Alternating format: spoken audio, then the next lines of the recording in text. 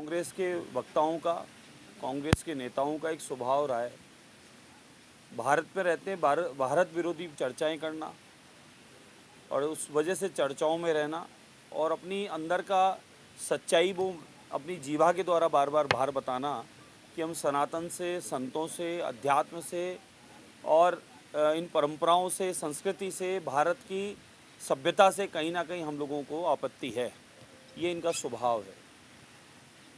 चुनावी समय में यही सारे राजनेता मंदिरों में, गुरुद्वारों में, मठों में, आश्रमों में संतों ब्राह्मणों के सबके आशीर्वाद लेते हैं, पूजा पाठ अनुष्ठान भी इत्यादि कराते हैं और सफल होने के लिए जो भी आशीर्वाद मिल जाए, कहीं से समर्थन मिल जाए, उसके लिए पूरा जाते हैं। लेकिन आज कल सदन सत्र चलने के साथ माननीय झुंझुनू से आने वाले सदस्य ने अपनी बात को इस तरीके से रखा कि सनातन का और बाबाओं का अपमान करने की शुरुआत की। उन्होंने बात थी आयुर्वेद पर, आयुर्वेद, संस्कृति, देवस्थान, चर्चाएं इन पर थी और वो कह रहे हैं कि इन बाबाओं ने इस देश का भंटाढार कर दिया। संतों का इतिहास आप कभी पढ़ें, सुनें और समझें। यहाँ संतों ने अपना बलिदान दिया है। जितना योगदान आप लोगों का है या आपके परिवारजन का है, उससे कई गुना अधिक योगदान धर्माचार्यों ने भी दिया है, संतों ने भी दिया है, मठ मंदिरों ने भी दिया है और निरंतर अपनी संस्कृति को बचाने के लिए, धर्म के, सनातन के, हमारी भारत की संस्कृति सभ्यता के ध्वजवाहक हैं, उसको बचाने के लिए निरंतर काम करते हैं।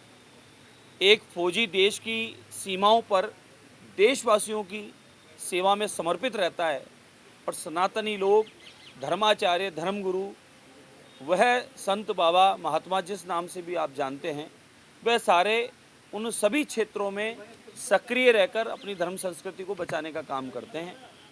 और इसके पीछे विज्ञान भी है और इसके पीछे हमारी धार्मिक भावनाएं भी हैं।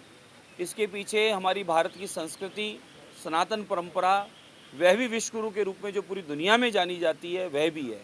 लेकिन ये पद प्रतिष्ठित हो गए, इतने बार ये चुनकर लोगों के द्वारा यहाँ भेज दिए गए, उसके बाद भी इन लोगों को अनगढ़ बयान बोलकर संतों का, धर्माचार्यों का अपमान करने में इनको कतई विचार नहीं आता। हम घोर निंदा करते हैं। आज जब ये सब कल हुआ तो आज हमने विरोध किया कि कल आप उस बात पर जवाब तो दीजिए, आपने कैसे कहा कि बाबाओं ने भंटाढार कर दिया इस देश का। उस बात पर उन्होंने कोई माफ़ी नहीं मांगी तो सदन न चले आगे। उसके लिए हमने थोड़ा अध्यक्ष महोदय को निवेदन किया, सभापति महोदय को निवेदन किया। उसके बाद उन्होंने उस पर माफ़ीनामी मांगा। लेकिन ठीक है, उन्होंने माफ़ी मांग ली। हम तो स्वभाव के हैं, दया धर्म स्वभाव में है। लेकिन ये बार बार अपमान करना, बार बार इस प्रकार के शब्द बोलना, बार बार आघात करना, मुझे लगता है ये कहीं ना कहीं राहुल गांधी जी से चली हुई परंपरा है, इंदिरा गांधी जी से चली हुई परंपरा है, जवाहरलाल नेहरू जी के समय से कहीं ना कहीं कोई चली परंपरा है। इन्होंने तय किया हुआ है या इनका कोई हो सकता है अंदर कोई मैनेजमेंट होता हो कि आपको ज़्यादा से ज़्यादा धर्माचार्यों को, भारत की देश की संस्कृति को और सनातन को आपको अपमानित करना है। इसलिए शायद ये बार बार जानबूझकर ऐसा काम करते हैं, फिर भले माफ़ी मांगते हैं, लेकिन बार बार करना ये लगता है कोई सोची समझी कहीं ना कहीं योजना है। राहुल गांधी जी ने जैसा सदन में वहाँ किया, वैसा अब राहुल गांधी जी के पद चिन्हों पर यहाँ के लोग भी चल रहे हैं और इस प्रकार की हरकतें कर रहे हैं। सदन के अंदर की घटना पर माफी सदन के बाहर मांगी गई, रिकॉर्ड में तो आई नहीं ना वो माफी का जिक्र है।